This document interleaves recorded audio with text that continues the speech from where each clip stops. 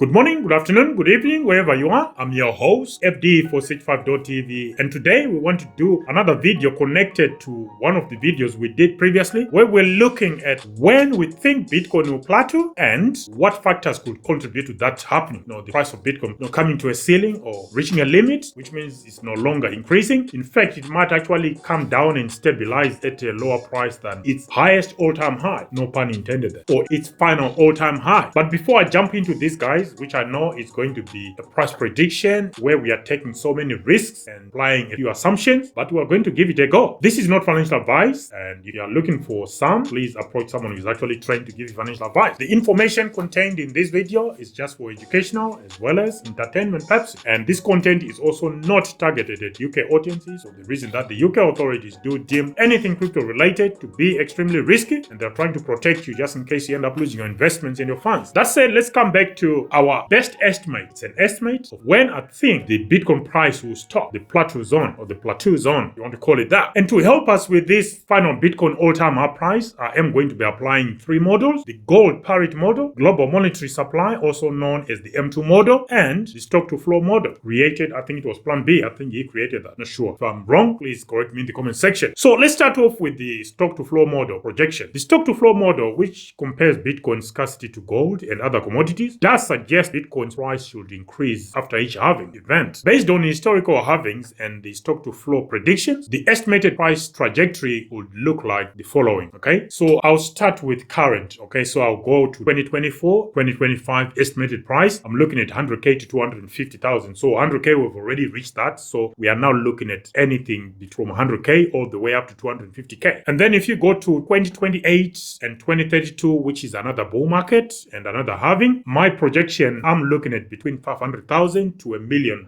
if you are using the stock to flow. This is using the stock to flow. So I'm not just creating these prices from thin air. I'm using the stock to flow model. The next halving, I'm looking at between 2036 and 2040. My price prediction, if you are using the stock to flow, you're looking at 2 million to 5 million. This is just the stock to flow. But then it will depend how accurate it holds when you start going up there. And then from 2050 onwards, I'm looking at between 5 million and 10 million, which I think will be the end zone or plateau zone. So I think it will be between 5 million and 10 million. That's when Bitcoin will peak its highest ever, and it will never go above that. So in other words, it will never go above 10 million. And based on this model, I would conclude that Bitcoin may plateau between 5 to 10 million per BTC. And once all BTC is mined, approximately 2140, we'll all be dead by then. No one will care if Bitcoin is sitting at the top anyway. However, if demand significantly slows, the price could stabilize lower, between 1 to 3 million per BTC. That is using the stock to flow. Most bullish, 5 million to 10 million, and that will be from 2050 onwards. Anyone telling you it's going to happen anytime soon? Dreamland. So that was on the stock to flow model. Now let's move on to the global monetary supply, or the M2 model. Bitcoin is often called the digital gold, meaning it could capture some percentage of global money supply. The global M2 money supply, or liquid money, including cash, deposits, and money market funds, is estimated at 100 trillion today. And so you can see we're actually thinking through this, right? And it will grow to 200 trillion by, say, 2050. Market share scenarios for Bitcoin then. I'm talking of the percentage of the global M2 supply and my implied Bitcoin price based on the 21 million Bitcoin. This one is just focusing on percentage, okay? So at the moment, if we consider Bitcoin, say, absorbing 5% of the M2 money supply, that will be about 5 trillion. I'm looking at a price of Bitcoin of around 476,000, okay? If it peaks at 5%, which I doubt. At 10%, that's equivalent to 20 trillion of the money supply, which will be, so 20 trillion will most likely be the market cap for Bitcoin. That will put us at 952,000. You can correct me if my math is dodgy, okay? I'm open to that. I'm open to criticism. I've got thick skin. At 20% of the M2 money supply, will put Bitcoin at approximately 40 trillion. That will put Bitcoin at about 1.9 million price-wise. At 50% of the M2 money supply, that will take us to $4.8 million per Bitcoin. At 100%, which means everything is into Bitcoin, all the M2 money supply is going into Bitcoin, which I don't think will ever be possible, it will put us at 9.5 million. So for those who are screaming for crazy valuations of Bitcoin, you got to look at this. Between now and the end of your life, or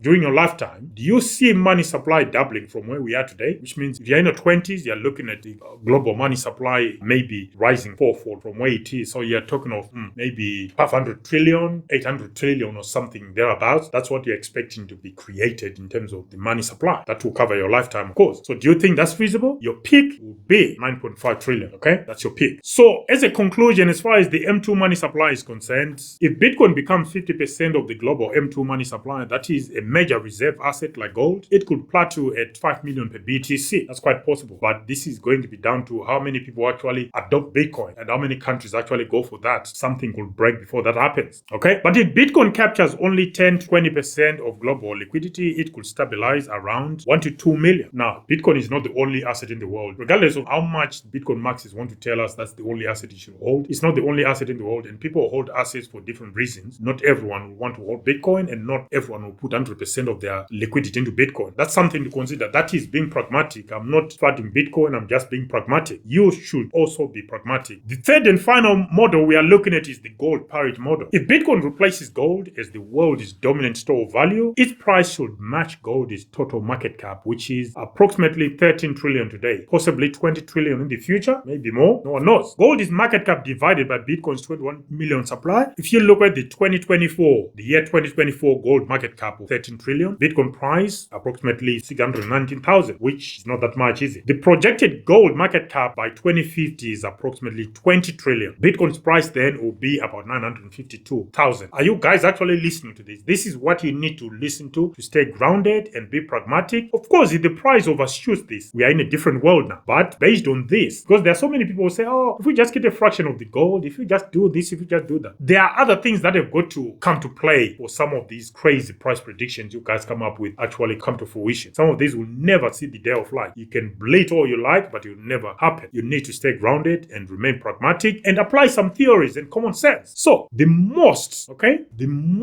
bullish scenario is being presented to you by the stock to flow, but we know that model has been broken once, and it's such a new model as when it's been broken already. So I'll not put my house on any of these models, but the stock to flow, I think it is broken. I don't think these prices will come to fruition, but we have to apply to provide a benchmark, if you want to call it that way. Yeah, a benchmark to say this is most likely, and that's probably pie in the sky. And I think a stock to flow at the moment is looking dodgy. It's sitting or standing on shaky ground. The most likely for me will be the global monetary supply M2 at probably, if I want to be extremely optimistic, I'll probably say at 20%. That is me being extremely bullish. That will then put us at about 1.9 million Bitcoin. That's the all-time high ever, 1.9 million. I don't think it will go beyond that. But then I could be wrong, but I don't think it will. 1.9 million means Bitcoin will have a market cap of 40 trillion, and each Bitcoin at 21 million supply will be priced at 1.9 million. Now, what I want to know from you guys, what do you think about my price prediction or my all-time high price ever for Bitcoin during its life of 1.9 trillion based on 20% of global M2 money supply? Let me know in the comment section, guys. Let me know. I would like to know your thoughts. I mean, coming back to the Bitcoin model, if Bitcoin replaces gold entirely, it could plateau around 1 million per BTC. If Bitcoin shares gold is raw, it may plateau at around 500,000 to 1 million. Where will Bitcoin actually plateau? In my view, I think based on multiple models, Bitcoin's plateau price could fall into three major categories. You got the low adoption at 10% of M2, gold parity level between 500,000 to 1 million per BTC, moderate adoption at 20 to 30% of M2, and global reserve status, which will put us at 5 million per BTC. Not sure about that. Then you got high adoption, where you are looking at 50% of M2 money supply and dominant global assets. I don't think it will become dominant because there will always be other competing assets out there that are not Bitcoin. But then this high adoption will put Bitcoin at between 5 to 10 million. But like I said, that is pie in the sky as far as I'm concerned. As of today, with the information in front of us and having applied some of the theories we applied in this video and related videos, some of these price predictions like that 13.5 million, that's crazy. My final estimate for Bitcoin, if I wanted to be extremely optimistic, like I said, I would probably say likely all-time high will be between 2 to 5 million. That's an extreme bullish case. I don't think that will happen because that will mean global dominance. I can't see that happen because Bitcoin already has got some challenges. If we're talking of tokenization of global assets, and that's where most of the money is, and derivatives and stuff, most DeFi and real-world assets, they are on altcoins and other layer ones, not Bitcoin. So you're probably going to see the conservative scenario, the gold level adoption, which is going to be 500 to 1 million. To me, that is more likely, or the most likely scenario. The likely scenario of 2 to 5 million, maybe. I would take my bet. If I was betting man, I'll take my bets at the likely scenario of 2 to 5 million as my most bullish, and conservative at 500 to 1 million. That will be it. There are other videos we've done in the past, guys, where we have actually explained why Bitcoin price will not keep increasing exponentially. It will come come to a point where it hits all-time high, drops to stabilize at a lower level, and that will be its all-time high and is done forever. I would be interested in knowing your thoughts, guys. Let us know what you think in the comment section. Until the next one, this is FD for Sage5.tv signing out for now. Bye.